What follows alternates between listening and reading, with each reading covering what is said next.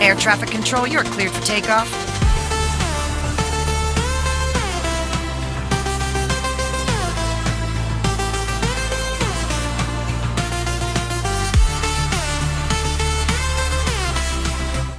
अक्षय म्हात्रे शिवसेना शिंदे गटाचे कट्टर, प्रामाणिक, एकनिष्ठ कार्यकर्ते असून सामाजिक कार्यातही ते नेहमी अग्रेसर असतात.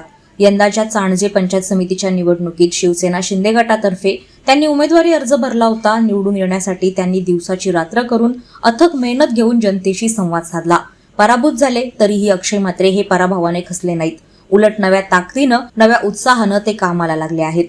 पक्षातील एकाही माणसाचं पाठबळ नसताना निवडणुकीत एकही पैसा खर्च न करता केवळ विकास कामांच्या जोरावर पहिल्याच प्रयत्नात 1620 मते मिळवणाऱ्या अक्षय म्हात्रे यांनी भ्रष्ट व्यवस्थेविषयी खंत व्यक्त केली आहे. हार न मानता, निराश न होता अक्षय म्हात्रे हे पुन्हा नव्या जोमाने, उत्साहाने पुढील कामाला लागल्यानं जनतेनं त्यांच्या धाडसाचं कौतुक केलंय. मी अक्षय महेश म्हात्रे. आत्ताच झालेल्या पंचायत समिती निवडणुकीचा निकाल लागला, ज्यामध्ये माझा पराभव जरी झाला असला तरी मला मतदान करणाऱ्या सर्व मायबाप, जनता आणि मतदार बंधू भगिनींचे मी मनापासून आभार व्यक्त करतो. मी तुमचा ऋणी आहे आणि कायम तुमच्यासाठी मी सदैव तत्पर आहे. काहीही काम असू द्या, तुम्ही मला कॉन्टॅक्ट करू शकता. मित्रांनो, कदाचित मी ह्या पदासाठी आत्ता तयार नसेन. ते म्हणतात ना, प्रकृती क्रियामानानी गुणै कर्मानी सर्वशा अहंकारी विबुडात्मा कर्ताहम इति मन्यते. जे काही घडतं ते ह्या प्रकृतीच्या गुणांनीच घडत असतं. कदाचित आत्ता मी त्या पदासाठी योग्य नसेन, म्हणून मी त्या पदासाठी निवड झालेली नसेल माझी. पण मी ही निवडणुकीचा प्रचार करत असताना, प्रत्येक ठिकाणी फिरत असताना काय काय लोकांची कामं आहेत ती नोट डाऊन करून घेतली आहेत. का? जेणेकरून माझा विजय होवो किंवा पराजय होवो, ती कामं करायचीच आहेत मला आणि पुढंच जायचं आहे. ते म्हणतात ना, कर्मण्यवाधिकार असते मा फलेषु कदाचन मा कर्मफल हेतुर्भूर्मा ते संगोत्व कर्मणी. कोणतेही काम करत असताना कधीही फळाची अपेक्षा न ठेवता ते काम करत राहणं, हेच माझे संस्कार आहेत आणि हीच माझ्या हिंदू धर्माची शिकवण आहे. मित्रांनो, खरं तर मी तुमचा आभार मानण्यासाठी म्हणून मी आलो आहे. याबरोबरच जे काही माझ्याबद्दल समाजामध्ये पेरले जात आहे, बदनामी होत आहे, त्याबद्दल सुद्धा मला तुमच्याशी बोलायचं आहे. ते म्हणतात ना, एखाद्याचा म्हणजे चांगल्या माणसाचा जर समोरासमोर पराभव करता येत नसेल तर त्याची बदनामी केली जाते आणि ह्याच गोष्टी घडताना मला दिसत आहेत. बऱ्याच ठिकाणावरून असे बोलले जाते की ह्याला या अमुक अमुक माणसाने उभा केला, याला वरून पैसे आले पण यांनी वाटले नाही, किंवा ह्याला ह्या माणसांनीच पुढे केला मतं खाण्यासाठी. तर मी तुम्हाला एवढंच सांगतो, जो कोणी तुम्हाला असं सांगत असेल ना, त्याला त्याच्या मुलाबालांची शपथ घेऊन विचारा की ह्यांनी अक्षय म्हात्रेंनी माझ्याकडं काही मागणी केली होती किंवा मी अक्षय म्हात्रेला 1 पैसा दिला. मी तर प्रभू श्रीरामांची शपथ घेऊन सांगतो, माझी तर निशाणी ही धनुष्यबाण आहे. मी त्यांची शपथ घेऊन ठामपणे सांगतो की मी कोणासाठी किंचितही लाचार झालो नाही आणि होणार नाही.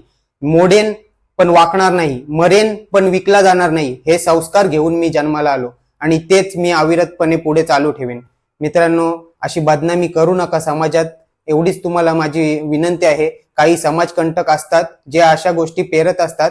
कदाचित त्यांना त्यांच्या अस्तित्वाचा धोका वाटत असेल, त्यांना काम करायचं नसतं, पण कोण करत असेल, पुढे जात असेल, त्याला थांबवायचं असतं.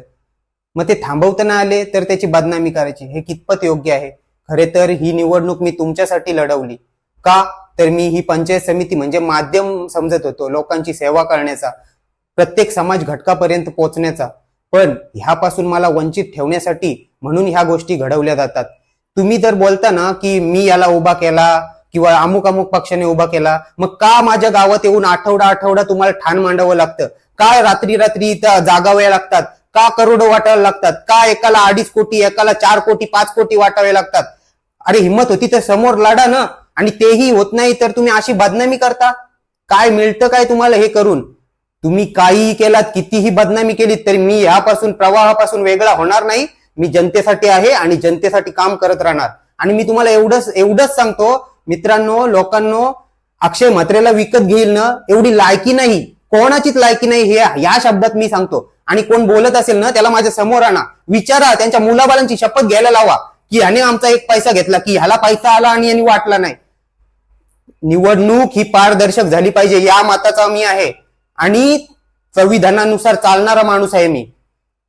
तुम्हीच विचार करा, हे पैसे का वाटत असतील?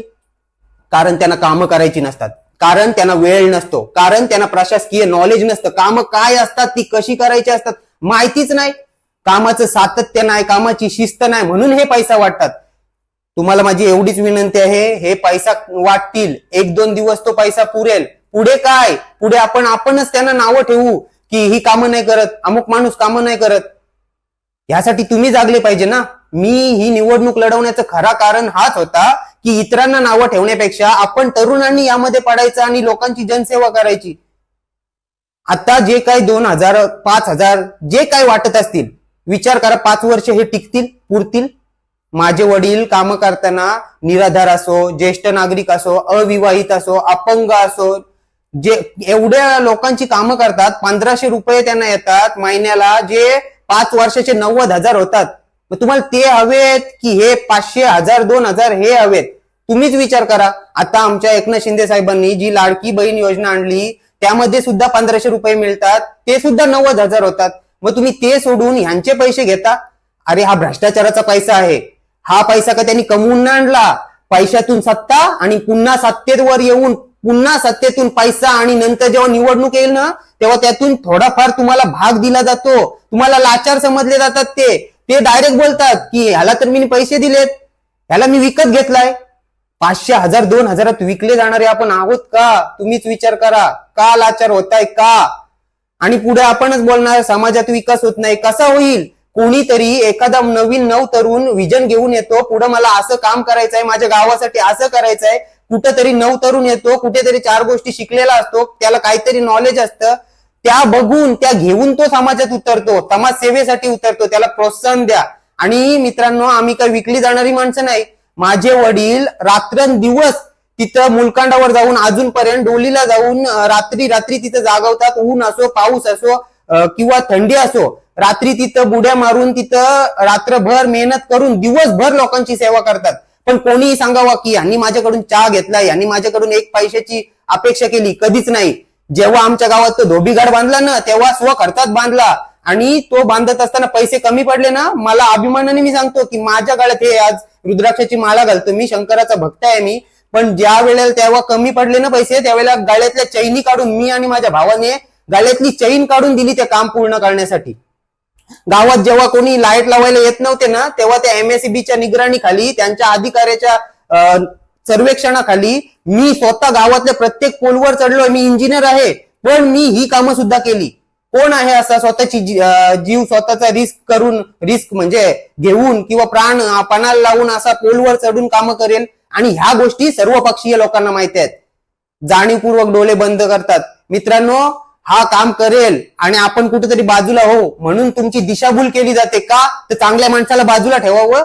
आणि हे आतापासूनच, ही सीट तू घे, ती सीट मी घेईन, ह्या सेटलमेंट करतात. आणि असंच जर चालत राहिलं तर नवीन माणूस यात येईल कसा? विकास होईल कसा? नंतर आपणच ओरडू की विकास होत नाही. माझी तुम्हाला एवढीच विनंती आहे की जागरूक व्हा. वादळवारा लाईव्हसाठी विठ्ठल ममतामध्ये उरण. नवी मुंबई व रायगड जिल्ह्यातील ताज्या बातम्या आणि घडामोडींसाठी सबस्क्राईब करा वादळवारा लाईव्ह चॅनल आणि दाबा बेल आयकन.